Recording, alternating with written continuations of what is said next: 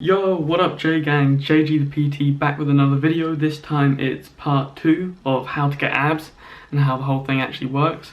If you haven't watched part 1, go back and watch part 1. Part 1 explains how the process actually works. This video is specifically going to be about how to set up your own sort of calorie deficit and how to work out your own nutrition for weight loss. If you're new around here, click the subscribe button, become a member of the JGang today. Hit the notification button, follow me on Snapchat and Instagram. I've got a Facebook page too, so check that out. Post all kinds of dope shit on Instagram 3 times a day, 5 days a week to help you grow muscle faster. But anyway, let's get into it. Okay, so we've talked about a calorie deficit and what one is and why you need to be in one to lose weight. So let's figure out yours. Now there are 2 important things we need to focus on. Your weight and your food intake, or how much food you eat. I'm going to talk about the weight first, I'm going to break that down, and then I'm going to tell you about how to break down your food intake. So with your weight, you're going to pick a day of the week, and on that day, you're going to weigh yourself every single week. Now on that day that you've picked, you're going to pick a time. So whether that's morning, afternoon, evening, whatever, just pick a time. And then after that, you're going to pick a state in which you're going to weigh yourself. And when I say state, I mean something like this. For example, when I weigh myself on a Saturday, so that's the day. It's always Saturday morning, so that's the time. And then the state is, it's after I've gone to the toilet, but before I've had anything to eat or drink. Now, the eating and drinking part, that's obvious, because if you eat food and you drink food, you put that into your body, it's going to increase your weight. But after having gone to the toilet is also important, because if you've got, you know, an excess amount of urine or feces stored in your body, is going to add weight. So after I've gone to the toilet, before I've had anything to eat or drink, and that gets me, you know, as close as possible to what my sort of true weight really is. So pick a state. I recommend the one I just spoke about, but whatever state you weigh yourself in, whether it's after breakfast, make sure that every time you weigh yourself, it's after fucking breakfast, not some days before breakfast and some days after breakfast, because that's going to give you inaccurate reading, okay? And you're going to weigh yourself on a week-to-week basis. So I do mine once a week. You can do yours every day if you want to, but your weight is going to naturally fluctuate. Personally, I think it's better to just focus on one measurement once a week. And what your weight is at the end of each week is going to tell us what's going on with the amount of food that you're putting into your body. So that's the weight. Now we're going to talk about food. And I will come back to the weight because they relate to each other, right? There's crossover. But now I'm going to break down the food. So when it comes to food, these are the 2 questions I always ask people when they have nutrition consultations with me. This is what I ask. The first question is, how many meals do you have a day? Now, sometimes I get a bullshit answer and it's like, oh, well, it depends on the day. Sometimes I eat more, sometimes I eat less. Shut the fuck up. On average, how many meals do you eat a day? Let's say it's 3, okay? Now, you're going to know the answer for you. Whatever your answer is, you're going to know it. But for this example, I'm just going to go with 3. Most people have 3. The second question is, how many snacks do you have a day? Again, that's something that fluctuates and it depends and it varies, but on average, just focus on average, how many snacks do you have a day? I will take an example of a recent nutrition consultation I had. A guy had 3 meals a day and 3 snacks a day. What I told him to do was eat that for a week. That's what I'm going to tell you to do as well. Whatever your answers are to those 2 questions, I want you to eat that for a week. So for the guy who had 3 meals and 3 snacks, he needs to eat 3 meals a day and 3 snacks a day for a week, every single day. Now, this next part is optional, but honestly I think it's the most important. With fitness, you get out of it what you put into it. The more effort you put in, the more results you get back. If you put in a phenomenal amount of effort, you get phenomenal results back. If you put in a ridiculous amount of effort, you get ridiculous results back. Alright, so this next step is to get a food log. To get, it doesn't matter what the fuck you use, a piece of paper, notes, a fucking spreadsheet on Excel, whatever it is, use it. And every time you eat, you're going to write down exactly what you eat. And when you make a meal, or when you make a snack, you're going to get, you need food scales for this, by the way. If you haven't got food scales, then you won't be able to do this. Food scales are important. You need food scales. Invest in a pair of food scales. If you don't have food scales, or if you can't get food scales, then don't worry about it too much. There are methods you can use to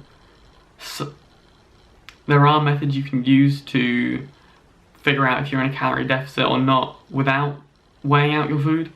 But it's a bit hit and miss, and it's just way better if you are able to weigh out your food and calculate your calories of your food. Alright, but what you're going to do is you're going to get some food scales, and with every meal and with every snack that you make, you're going to weigh out all of your food before you make the meal and before you make the snack and before you eat it. You're going to weigh out all the food, and based on what that food weighs, you're then going to work out the calories of every single ingredient that goes into whatever your snack is or your meal is. Now what I mean by that is, if you're going to make a ham sandwich, you're gonna weigh out the ham, and on the back, on the packet of ham, on the back, there should be some sort of nutritional table, or there should be a tightly condensed paragraph that will say, you know, nutrition per 100 grams. Now what you're going to do is you're going to operate off the per 100 grams aspect of it. Let's say in 100 grams of ham, there's 166 calories. Let's say you weighed out 50 grams of ham. You're going to put 50 grams of ham into your ham sandwich. If in 100 grams of ham there's 166 calories, what you're going to do is you're going to take that 166 and you're going to times it by 0.5. However many grams of the food that you're having, you can work out the calories for that food by however many calories are in 100 grams times by, and then this part of the equation, that's going to be a decimal point. And let's say you have, let's say you have 60 grams. You're going to times it by 0.6. If you had 160 grams, you'd times it by 1.6. If you had 280 grams, you'd times it by 2.8. If you have 5 grams, you're going to times it by 0.05. If you had 10 grams, you'd times it by 0.1. I think you get the fucking picture here. That's a lot of examples, but that's important because that is going to be the method that you use to calculate your calories based on the amount of food that you're eating. So let's go back to the ham sandwich example. If you have if there's 166 calories in 100 grams of ham, you weigh out 50 grams of ham, that's 83 calories. Okay, so you've got 83 calories from the ham, and let's say you're having a ham sandwich. Now let's say it was just the bread and the ham. With bread, you won't have to weigh out the bread. They'll usually have on that nutritional table that you can find on the back of packaging, it will always have the per 100 grams, but it might have, per slice or per half a bag or per 3 servings or whatever. So with the bread, it'll say per slice. Now that's easy because you don't have to weigh out the bread. You just say, well, I'm having 2 slices. If in one slice there's 114 calories, in 2 slices there's going to be 114 times 2 is 228. So it's going to be 228 calories there. So what you would then do is you would add that together. So for your ham sandwich, you have the 228 calories from the bread and the 83 calories from the ham, 311 calories for that meal. It's not that fucking complicated, it just takes a little bit of effort and you can figure out your calories for what you're eating. You're going to do that with every single meal and every single snack. And at the end of each day, you're going to add up the total amount of calories from each meal and each snack. And that will give you a daily total for your calories. Now with the food log, this is where the food log comes in, because when you weigh out how much food you're going to have and you work out the calories, you're going to write that down in your food log for every single piece of food that you have at every meal with every snack. That's all going to go down in your food log. It's important you have a food log because you're not going to remember how much fucking ham you had on Tuesday when it's Saturday morning. You're not going to remember how much milk you drank. You're not going to remember how many slices of bread you had on Wednesday when, it's next Wednesday. So the food log's really important here. So for each day of the week, Monday through to Sunday, you will have daily totals for each of those days. What you're going to do is you're going to add up those daily totals. And then what you do after you've added up all the daily totals from each day, that will give you a number. You're going to take that number and you're going to divide it by the amount of days that you added up. So if you added up daily totals for 7 days of the week, you're going to divide that number by 7. Now in the example of 2,000 calories a day, 2,000 add 2,000 7 times is 14,000. 14,000 divided by 7 is 2,000, and that would give you a daily average. Now because of the foods that you eat, you're not going to be eating exactly the same amount of calories every single day. Your number is going to be a lot different. So after you added up the daily totals, you're going to get a big number. You're going to divide that by the amount of days that you added up, which in this case is 7, and that will give you, that could be like 2,386. And now if it was, you're going to round it up to the nearest 10, so that's 2,390. Now keep that figure in mind, write that down, jot it down to the side. Now this is where it comes together, okay? So you're going to eat, what you normally eat, the normal amount of meals, the normal amount of snacks you would have each day. You're going to eat that each day for a week. Now, you weighed yourself once already.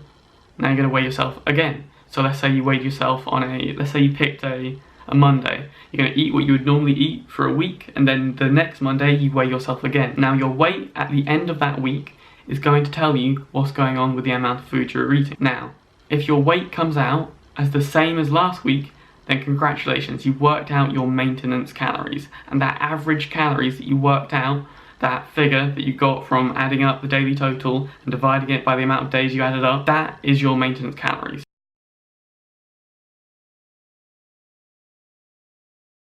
So with our example, that was what, 2,390?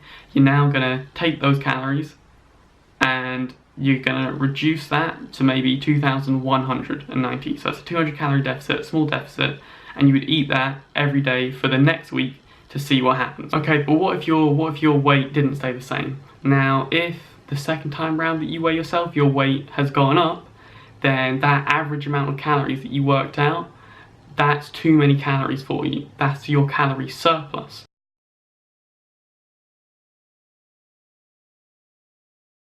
And what you're going to do is you're then going to reduce those calories by about 200 again. So with my example that I just made up, that would go from 2,390 calories to 2,190 calories. Again, it's a small decrease, but it's because we're just trying to figure out our maintenance here. We're just trying to figure out how many calories it takes to maintain your weight, because from there we can then find out what your deficit is. So you do a small decrease, and then you're going to eat that every single day for the next week, and then weigh yourself again at the end of that week. And then what will happen is you will get to a point where the amount of calories you're eating means that the amount of calories you eat is enough to keep your measurements when you weigh yourself the same.